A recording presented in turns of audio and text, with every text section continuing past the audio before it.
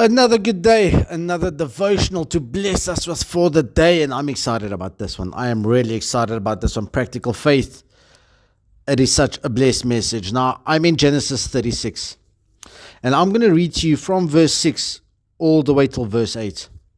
It says, Esau took his 2 wives and sons and daughters and all the members of his household, as well as all his livestock and all the other animals and all the goods he had acquired in Canaan, and moved to a land some distance from his brother Jacob. Their possessions were too great for them to remain together. The land where they were staying could not support them both because of their livestock. So Esau, that is Edom, settled in the hill country of Seir.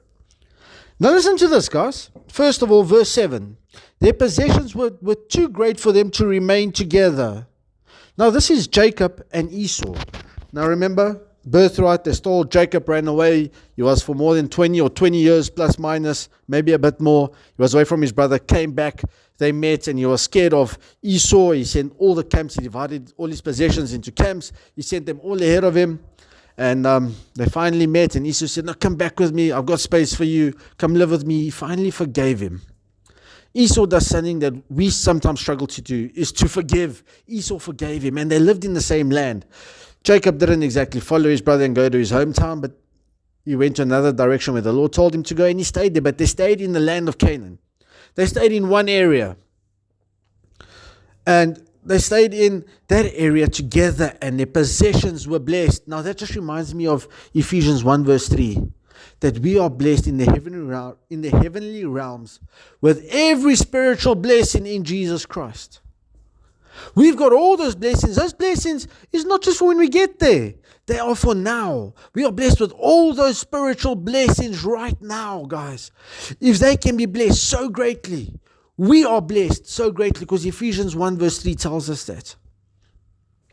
But the second part of this message, this is what I want to focus on, is look at the peace they had between them.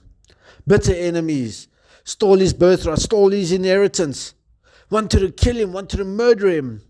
Time goes by, 20 years later, make peace. I mean, Jacob was so scared that his brother still wanted to kill him, but they made peace. Esau forgave Jacob. Jacob must have had forgiveness in him for Esau as well, and they lived in peace in the same land, but their possessions became too great. And then Esau decides, no, he's going to move. He's going to move away. He moves away because of Genesis 27. God said he's going to move away. He's going to live in the wilderness. And he moved to an area, to Seir, the region of Seir, which is a wilderness area, which you have to, it's rugged wilderness. You have to work hard. Those type of areas. He moved there. You see how God moves people out of our lives when the time is right.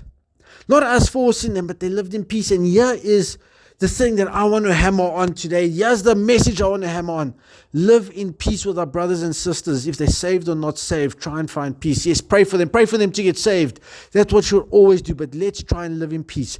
Just because someone doesn't believe the same as you, or they've got, they believe in another religion, doesn't mean we have to hate them.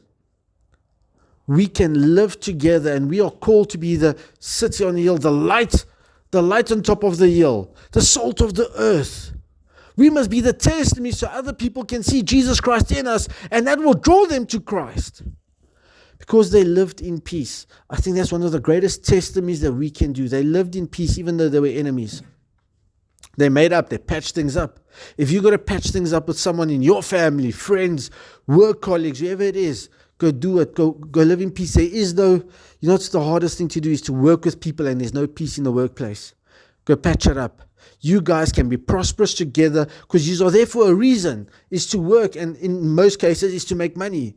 So why don't you guys go do it? Do it to the best of your ability. We must do everything to the best of our ability as if we're doing it for God himself. But let's do it in peace, because then we will grow and we will prosper together. And you know what? Life is just so much more peaceful. Who doesn't want peace in their lives, guys? When there's no peace, the enemy steals our joy. Let us strive for peace, and that is my message today. Strive for peace and blessings. Speak again tomorrow.